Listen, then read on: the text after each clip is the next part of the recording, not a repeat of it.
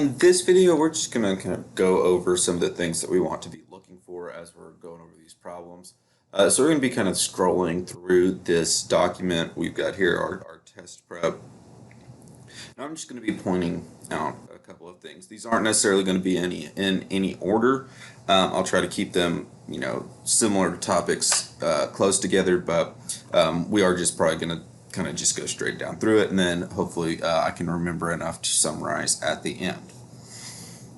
All right, so this chapter is relatively difficult because we are dealing with the same thing essentially throughout the chapter, probabilities, but the way that we're dealing with them is quite different from one section to another.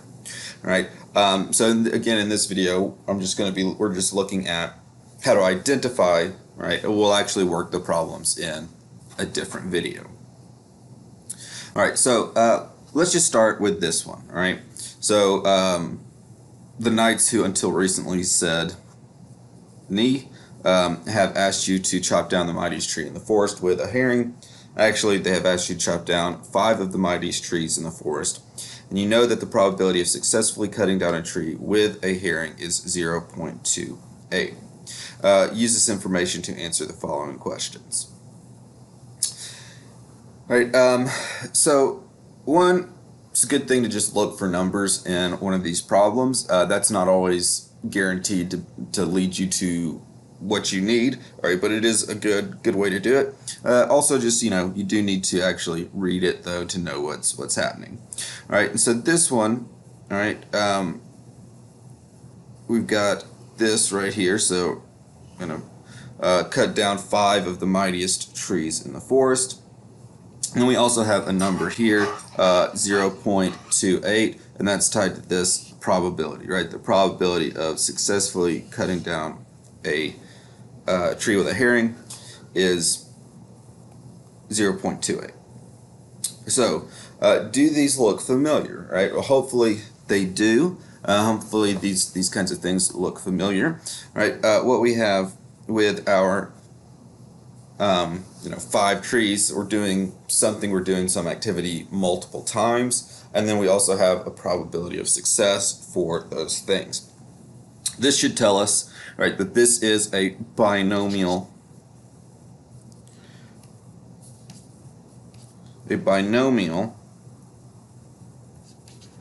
Oh, gotta change it back to the pen. All right, there we go. Binomial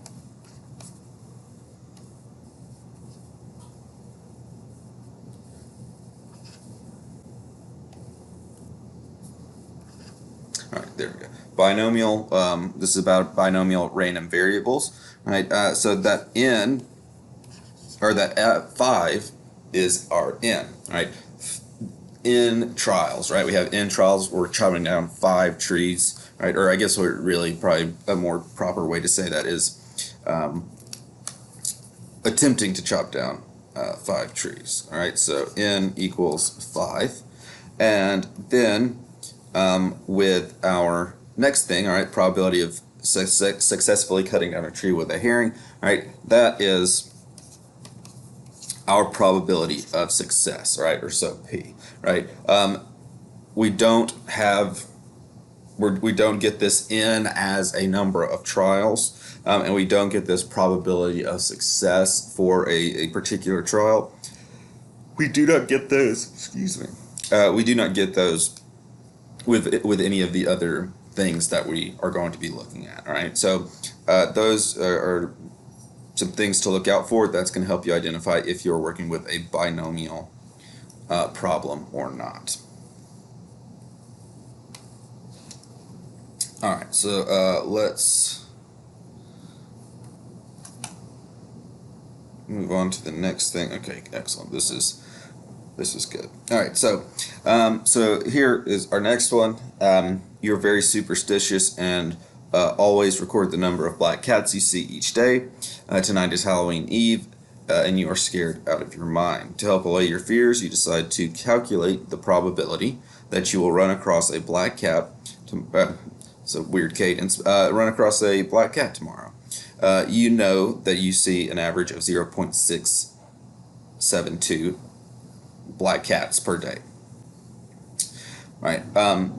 So with this, right? Once again, we're going to look for the numbers, right? So here we've got that an average of 0.672, and per day is attached to it, but I want to highlight per day for another reason. All right, so what we are looking at here, right? So we've got an average number. We can think of it as an average number of successes, so an average number of cats seen, right? And then it's per day.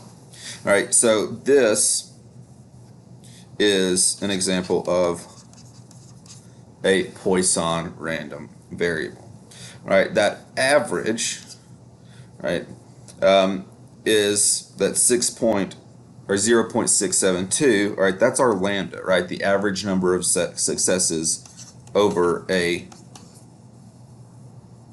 interval of time or set base, right? And that's what that per day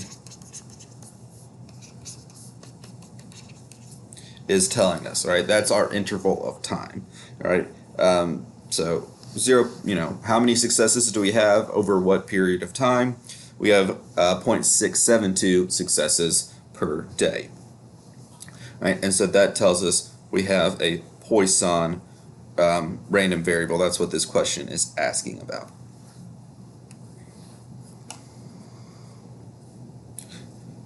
Right? It's really going to be the one that that tells you an average, right? If it says average, it's a Poisson. None of the other problems ask for that. So for this next one, actually for 3, we don't really need to go over it, to be honest, because it tells you. So down here in A, all right, part A,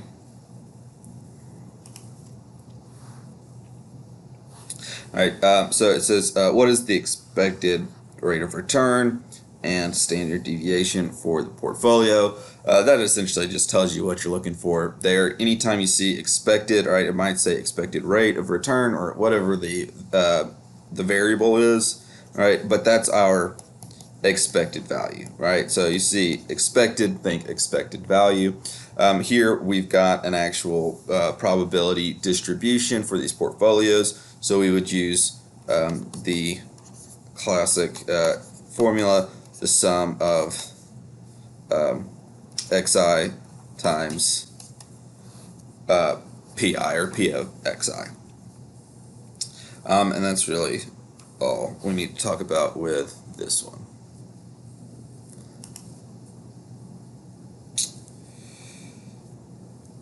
All right, so for this is just a basic kind of probability question. We've got a couple of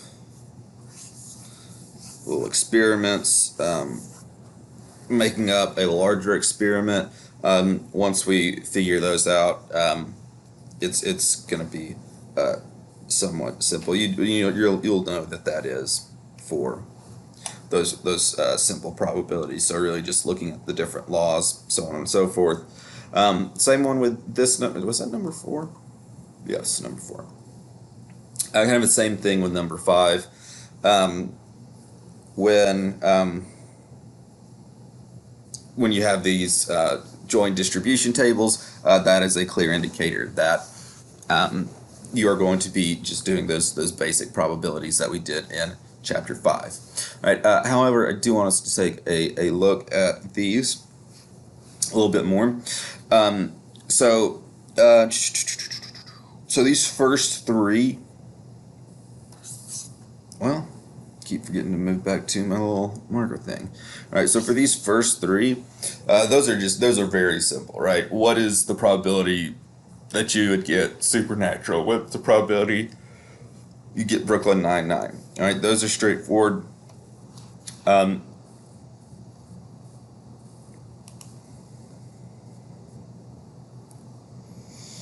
right, this next one, all right, D, a little bit more complicated. So what's the or are asking if these are independent. Right? It's asking you, are they independent? So you need to check that the probability of A equals probability of A given B, and that the probability of B equals the probability of B given A. Right? So as long as both of those are true, it's independent. Right. Then for E, what is the probability that an individual's favorite show is Peaky Blinders, given that their favorite ice cream is mint chocolate chip? All right. So here the keyword, and actually let's switch to the highlighter so you can actually see. And also let's make that a little bit bigger. So there we go. All right. So given. All right, what that given is telling you is that this is a conditional probability. I'm going to run out of space right there.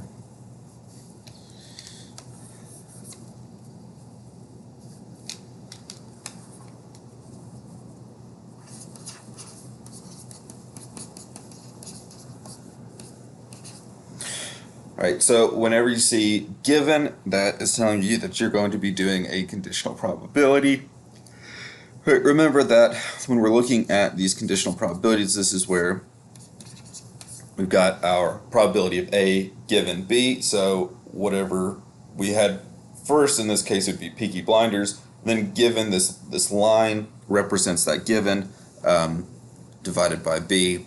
Right, and then we can go and find that formula, but it is probability of the intersection divided by the probability of whatever's given, right? And so that is how we would solve E, right? So given, that's a conditional, right? That's how you can find it. Or if we've got, and this is probably not the way we would do it, seeing as how we've got that, the distribution, right?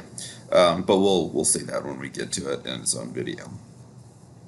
All right, and then F says, what is the probability that an individual's favorite show is Peaky Blinders and that their favorite ice cream is Turtle Tracks, right? So the and is kind of the giveaway here. So when we see and, that's telling us that we are going to be working with a union, right? So Peaky Blinders, oh, excuse me, I just lied to you guys. It's an intersection. All right, already too far into this video to re-record it, so we're just going to leave my mistake in. All right, but so and tells you that it's an intersection, right? Because it has to be Peaky Blinders and Turtle Tracks, right? So we've got that Venn diagram. It has to be this middle piece where they connect, right? And intersections we don't really need to, because those are very similar to the very basic ones. All right, and then finally, and this is the one I thought I was talking about. So what is the probability that an individual's favorite show is Supernatural, that their favorite ice cream is mint chocolate chip, or both? So when we see that or both, that is a indicator that we are talking about a union. All right. If we are dealing with a union, right, we have to ask ourselves, is this mutually exclusive or not? And based on your answer to that, that will determine your, which method you need to take, right? So whether you can just go along with the probability of A plus probability of B, or if you have to subtract that probability of an intersection out. All right. So I think that's it for 5. All right. Moving on to 6. This one, couple of things. Kind of look at this. One for A. I'm not going to make you do this on the test. I'm not going to ask you to calculate the mean and standard deviation, especially for not this large of a data set. All right, so we don't really have to worry about that. I'm going to just give you that information. All right, but then we're looking at the body. There's not a whole lot of information up here at the top. Really, the big thing is that we're talking about the mean and the standard deviation, right? So, like I said just a second ago, I'm not going to make y'all calculate this, but if you had something in the problem, I'm going to write this down here at the bottom, but let's say that it just said the mean equals 28.9, or, that wouldn't be for this example, but right, so if I say the mean equals, or there's an average of, and then I also tell you that standard deviation, I might also write it as has the following characteristics: mu equals 28.9, sigma equals 3.7, right? However you get it, or even if you have to calculate it yourself, right? When you have that mean and standard deviation, we're being told that information, that's a good indicator that you're dealing with continuous random variables. I guess I could have done what I've been doing. So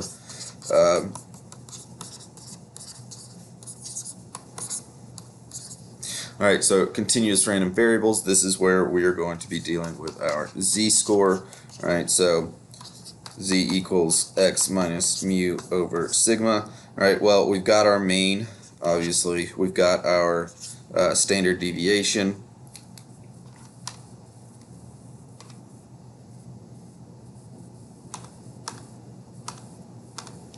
I'm going to change this up a little bit. Nope.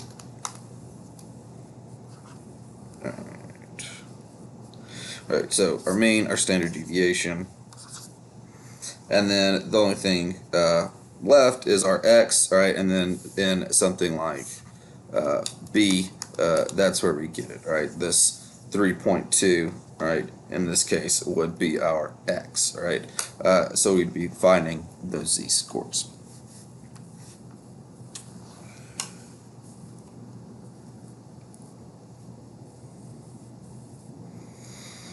All right, and then these last two are kind of repeats of things we've done. So let's look at these, and hopefully you guys can read through these. So I will read. I'll read through it, and then I'll give y'all a sec, or you can pause it if you want to figure out what's going on, or if you can see if you can pick out the important information. All right, so 7 says, I love Bob Ross's television program, The Joy of Painting. Suppose I randomly select 6 episodes from all of the available episodes. Furthermore, I particularly enjoy episodes in which he paints a mountain. After reviewing all 31 seasons of the show, I have found that a mountain is painted in 39% of all episodes. I think I made that up. That might be true, but I think I made that up.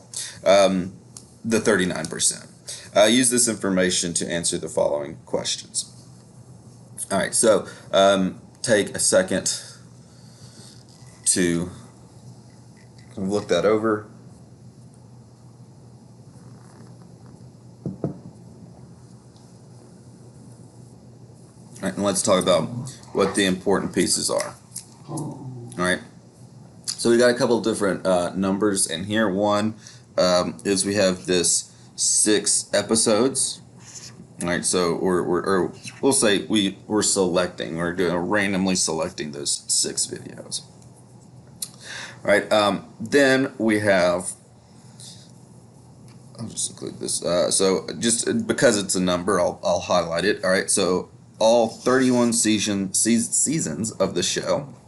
And I found that a mountain is painted in 39% of all episodes. All right, so those are the potential pieces of important information. So we look, what are we, what do these look like to me? All right, we've got the 6, we've got 30, mountain is painting. We're kind of talking a lot about mountains being painted. So to me, I would say that this is I'm still on the highlighter. this is a, let's keep forgetting to change the size. All right, this is a binomial that selects 6 episodes. That's telling us the number of trials, right? So our experiment as a whole is selecting the 6 episodes and watching them, and each trial of the experiment is an individual episode. This all 31 seasons of the show, right? That's not actually important, right? That was kind of a red herring. It doesn't really matter that, right? But a mountain being painted in 39% of all episodes does matter, right? Because if we convert that percentage into a decimal, that is a probability, right? So we could also say that instead of a mountain, well, we can use that as a probability, right? That idea of relative frequency, which we can also express as a percentage, right? So that tells us it's binomial. Those are the important pieces of information that we need to get from it. Right, and then number 8.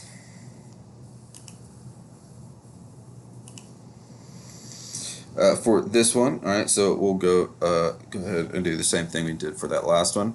Mr. Pink does not believe in tipping waitstaff automatically. He believes that one has to go above and beyond to earn a tip. Mr. Pink knows that he gets 4.632 refills on average during a meal. Use this information to answer the following questions.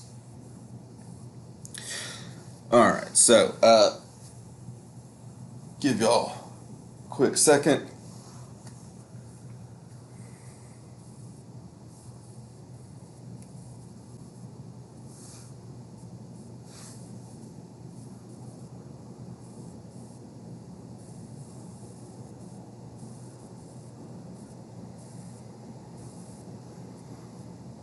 All right.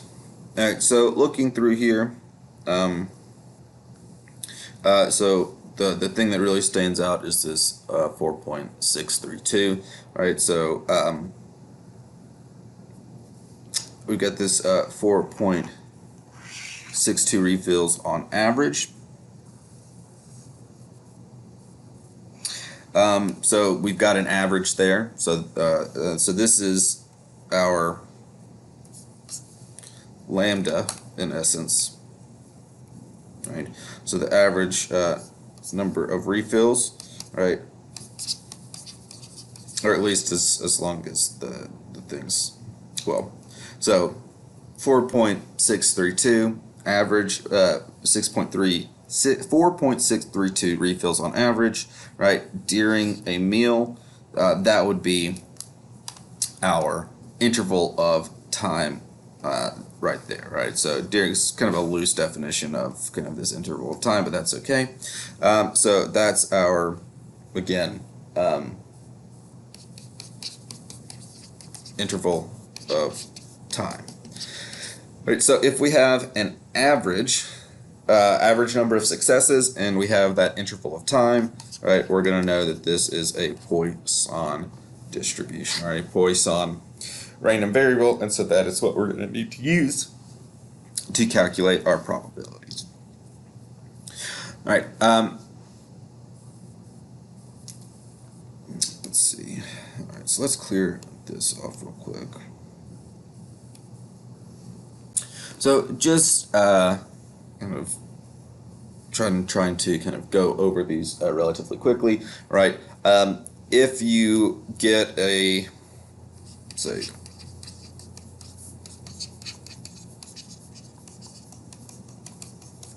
all right, so let's say that we're just looking at kind of our basic probability.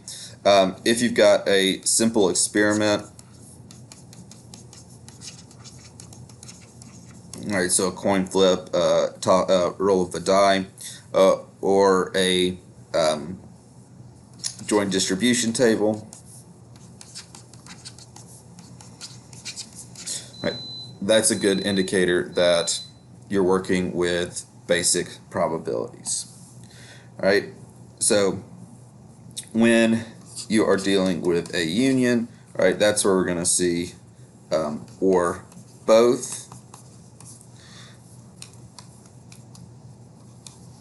And that symbol is AUB. Right?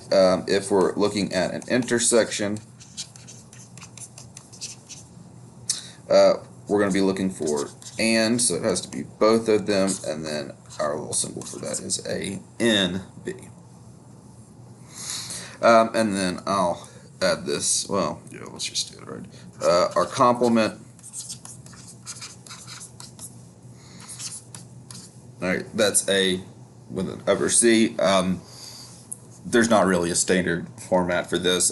When you how to ask this, because what's the probability of not something? You would just, what's the probability of X, and if the probability of X is really hard to find, we might want to use that complements rule, right? So that is those compound events, right? Then for conditional probabilities, right, we're looking for that given, right, and that is where we do our A, then a line, and then B.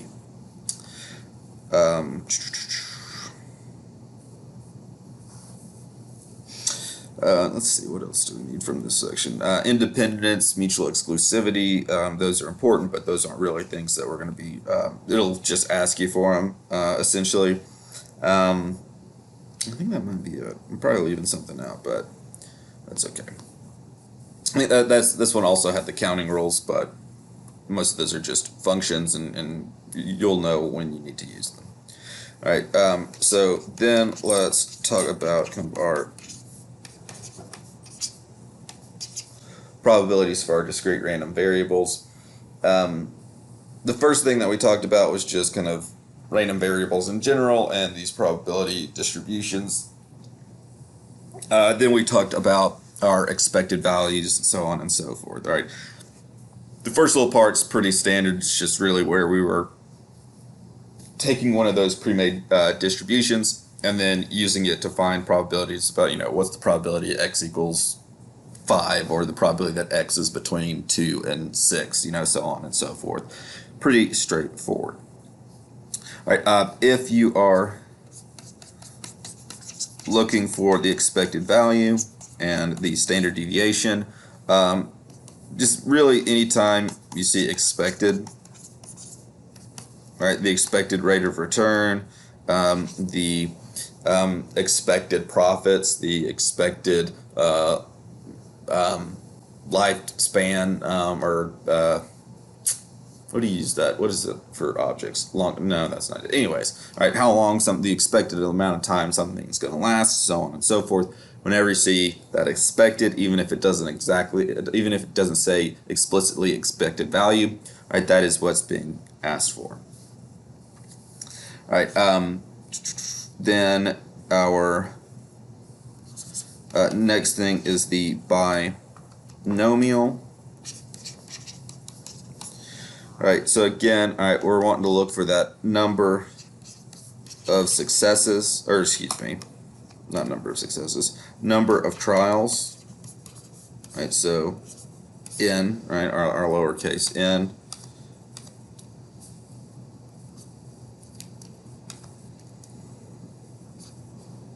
All right, so that's a key tip off. We're also looking for the probability of a success.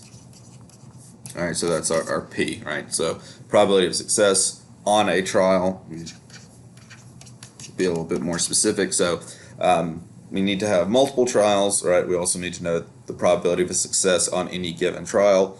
If we have those two pieces of information, that's going to tell us, or the information needed to find that, then we're working a binomial problem. All right, for our Poisson, we're looking for that average number of successes. All right, so that's our lambda. And we're also looking for that interval of time or space, but it's usually going to be time. Right? If we have those things, and usually those two, with the binomial, your n and your p are probably going to be separated a little bit. With your Poisson, when we're looking at the Poisson, that average number of successes and that interval of time, that information is going to be given almost always at the exact same time, right? You'll be told you have this number of successes over a period of time, because we have to have those tied together, because if we change our interval of time, we have to change our lambda. Right, and then finally,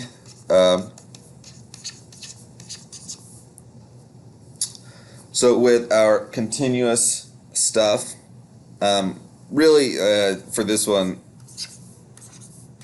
just looking for that mean and standard deviation.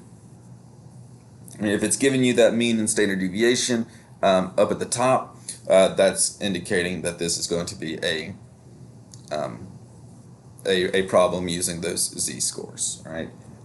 So I think that's pretty much it as far as kind of identifying what type of problem we're looking at. So we will go ahead and end the video here. The next ones you can expect to see, if you're kind of looking at these in the order I presumably post them, we'll be just looking at question 1 on that test prep packet and working through it. Right, but that is it for me. I'll see you guys in the next video.